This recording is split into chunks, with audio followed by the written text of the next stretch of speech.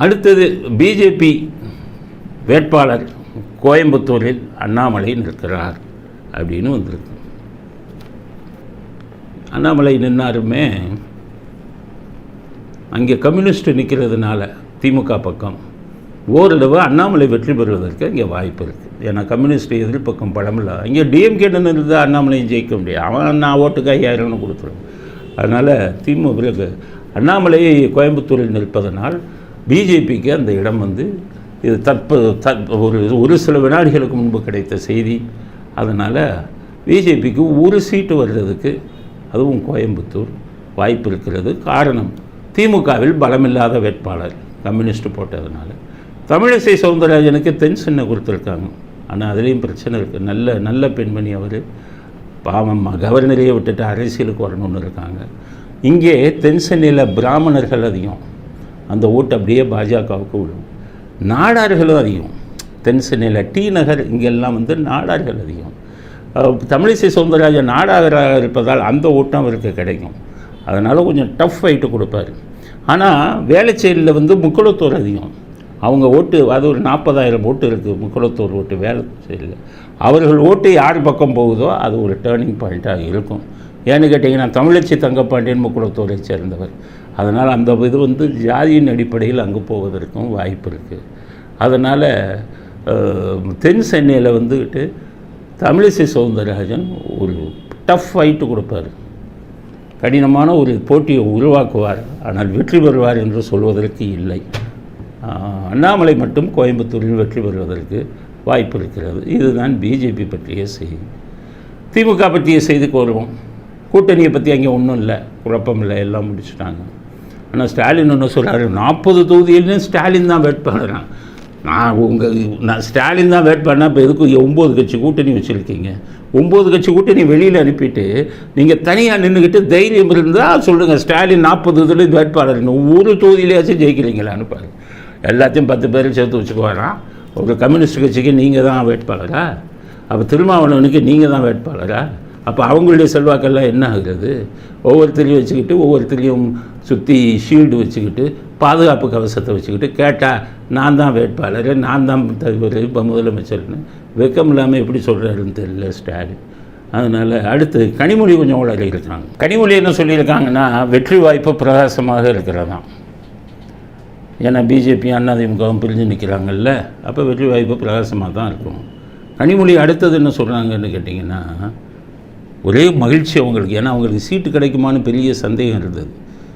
நல்ல வேளை உதயநிதி இப்போ அரசியலே வேணான்னு ஒதுங்காமல் இருந்தாருன்னா அவருக்கு சீட்டு கிடைச்சிருக்காது. உதயநிதியின் தலையீடு பல்ல. அதனால் அவருக்கு அவங்க குடும்பத்திலேருந்து யாரும் குழி தோண்டிடுவாங்களோன்னு பார்த்தார். ஸ்டாலின் குடும்பத்திலேருந்து சீட்டு கிடைச்சோன்னா அப்பா. ஏன்னா கனிமொழியின் தாயார் வந்து உடல்நிலை சரியில்லாமல் இருக்கிறார். அதனால் கனிமொழி வந்து ரொம்ப மன வருத்தத்தில் இருக்கார். சீட்டும் போயிடுமோ, அவருக்கு சீட்டு கிடைச்சது என்னமோ அவ்வளோ மகிழ்ச்சி. அதனால் என்ன சொல்கிறாருன்னு கேட்டிங்கன்னா, அவங்க ஆட்சிக்கு வந்தால் சேதுசமுத்திர திட்டத்தை கொண்டு வருவாங்களாம். ஏன்னா டிஆர் பாலு ஏற்கனவே பணம் வாங்கிட்டு வந்துட்டார் இங்கே ஒரு நிறுவனத்திட்ட இருந்துன்னு சுப்பிரமணிய சாமி சொன்னார்ல, அவரை காப்பாற்றுறதுக்காக சொல்கிறாரு அப்படிங்கிறது தான் அது ஒன்றும். அடுத்து எடப்பாடி பழனிசாமி உருப்படியாக எதுவுமே செய்யலையாம். 10 வருடத்தில் எடப்பாடி பழனிசாமி உருப்படியாக எதுவும் செய்யவில்லை. 10 வருஷம் எங்கே சிஎம்மாக இருந்தார் எடப்பாடி. 2011 2016 வரை ஜெயலலிதா அவர்கள் மரணமடையும் முறை அவங்க தான் சிஎம்மாக இருந்தாங்க, கிட்டத்தட்ட 6 வருஷம். அதுக்கப்புறம் தான் இவர் எடப்பாடிக்கு வந்து வந்தது. அவர் எதுவும் செய்யலைங்கிறார் கனிமொழி. ஏன் எதுவும் செய்யலை இப்படியெல்லாம் நீங்கள் சொல்லலாமா? உங்கள் அப்பா சமாதிக்கு எவ்வளோ பெரிய உதவி செய்தார், அவர் எவ்வளோ பெரிய இது பண்ணார் உங்களுக்கு, அதுக்கு வந்து நீங்கள் எதுவுமே செய்யலைன்னா என்ன அர்த்தம்? உங்கள் அப்பா சமாதி அவர் இல்லைன்னா வந்திருக்காதே. உங்களோட பேரம் பேசி 1 மணி நேரத்தில் ஆர்டர் போட்டு கருணாநிதி சமாதியை உங்களோடு சேர்ந்து சதி திட்டம் பண்ணி கொண்டு வந்ததே எடப்பாடி தானே. கோர்ட்டுக்கு போக சொல்லி ஆலோசனை கொடுத்ததே உங்கள் எடப்பாடி தானே. அப்போ என்னமோ எடப்பாடியோட சண்டை போடுற மாதிரி சும்மா அது பண்ணி பேசுகிறீங்க. அதனால் அவர் நிறையா உங்களுக்கு தான் நன்மை செய்திருக்கிறார் அந்த 4 வருஷத்தில். அதற்கு பிரதிபலனாக நீங்கள் அந்த முதலமைச்சர் அவர் தங்கியிருந்த அதே அரசாங்க வீட்டை அவருக்கு கொடுத்தவர் உங்கள் ஸ்டாலின். அதனால் உங்களுக்குள்ளே ஏதோ சண்டை இருக்கிற மாதிரிலாம் காமிச்சிக்காதீங்க கனிமொழி அப்படிங்கிறது தான் நம்முடைய அடுத்த கருத்து. அடுத்தது ராகுல் காந்தி சோனியா காந்தி வங்கி கணக்குகளை முடக்கியிருக்காங்க. அவங்க கத்துறாங்க எலெக்ஷன் டைமில்.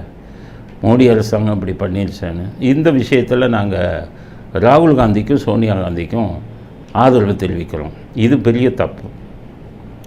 எலெக்ஷன் டைம் வரும்போது நீங்கள் மட்டும் மார்டின்ட்டு 650 கோடி தேர்தல் பத்திரங்கள் மூலமாக செலவுக்கு வாங்கி செலவு பண்ணுவீங்க. எதிர்கட்சியான அவங்க பேங்க் அக்கௌண்ட்டை முடக்குனீங்கன்னா எப்படி செலவு பண்ணுவாங்க? இது மிகப்பெரிய ஜனநாயக விரோதமானது, மிகப்பெரிய ஆட்டோக்ராட்டிக், அதாவது சர்வாதிகாரமான ஒரு போக்கு. கடும் கண்டனத்தை பிஜேபிக்கும் மோடிக்கும் தெரிவிச்சுக்கிறோம். எதிர்கட்சி இல்லையா அவங்கள எலெக்ஷனில் நிற்கணும்ல, அவங்களும் செலவு பண்ணணும்ல. உங்களுக்கு 618 கோடி மார்ட்டு 650 கோடி மார்ட்டின் கொடுத்த பணம் இருக்குது. அவங்களும் இவங்கள மாதிரி பணக்காரவங்க, நீங்கள் வாங்குற மாதிரி அவங்களும் பணக்காரவங்ககிட்ட நிறையா வாங்கி வச்சுருக்காங்க. அவங்கள மட்டும் செலவுக்கு இது பண்ணிட்டீங்கன்னா இப்படி எதிரியை உங்களுக்கு போட்டியாக இருக்கிறவன 2 பக்கம் கையை கட்டிட்டு நீங்கள் மட்டும் பாக்ஸிங்கில் மூஞ்சியில் குத்துனீங்கன்னா அப்புறம் எப்படி அது போட்டியாகும்? அது எப்படி சரியான வெற்றியாகும்? கடுமையான கண்டனத்தை பாஜகவுக்கும் மோடி அவர்களுக்கும் தெரிவித்துக் கொள்கிறோம். ஒழுங்காக அவங்களுடைய வங்கி கணக்கை ஃப்ரீஸ் பண்ணுங்கள். ஃப்ரீஸ் பண்ணாதீங்க, டீஃப்ரீஸ் பண்ணுங்கள். இது பண்ணுங்கள். நீங்கள் மட்டும் வச்சுக்குவீங்களா? அதனால் இந்த விஷயத்தில் மோடி அவர்களுக்கும் பாஜக அவர்களுக்கும் நீங்கள் தப்பான பாதையில் போகிறீங்க. ஒரு ஜனநாயக பாதையில் போங்க. அப்படி நீங்கள் வெற்றி பெற்றீங்கன்னா அது நிச்சயமாக ஒரு சர்வாதிகாரத்தனமான வெற்றியாகத்தான் இருக்கும். அப்படிங்கிறத இந்த விஷயத்தில் மட்டும் நாங்கள் எப்போவும் காங்கிரஸுக்கு எதிரிகள். இந்த விஷயத்தில் மட்டும் மனசாட்சியின் அடிப்படையில் மோடி அவர்களுக்கும் பிஜேபிக்கும் கடுமையான கண்டனத்தை தெரிவிக்கிறோம். ஒழுங்காக வங்கி கணக்கை இது பண்ணி கொடுங்க. அதுதான் ஜனநாயகம். ஜனநாயகத்தில் பெறக்கூடிய வெற்றி எதிரிகளுக்கும் நீங்கள் சமமான வாய்ப்பை கொடுக்கணும் அப்படிங்கிற கருத்தையும் பதிவு செய்ய